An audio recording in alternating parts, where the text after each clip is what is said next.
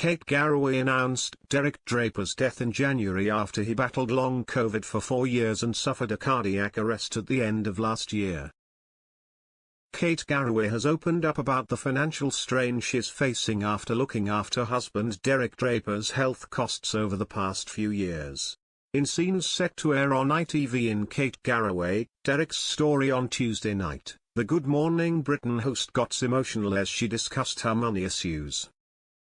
She explained, "Derek's care costs more than my salary from ITV, and that's before you pay for a mortgage, before you pay for any household bills, before you pay for anything for the kids.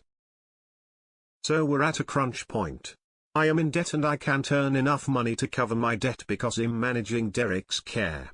And I can't even use the money I do have to support Derek's recovery because it's going on the basics all the time." The producer then stepped in and said, "I'm sure viewers would be surprised to hear that because you're on the telly, you must be loaded." Kate responded, "Listen, I'm not going to pretend that I'm poorly paid. I have an incredible job that I love which is well paid, but it's not enough." In January, Kate announced Derek's death in a heartbreaking statement after he battled long COVID for 4 years and suffered a cardiac arrest at the end of last year. The ITV star recently opened up about filming the documentary during an appearance on Good Morning Britain.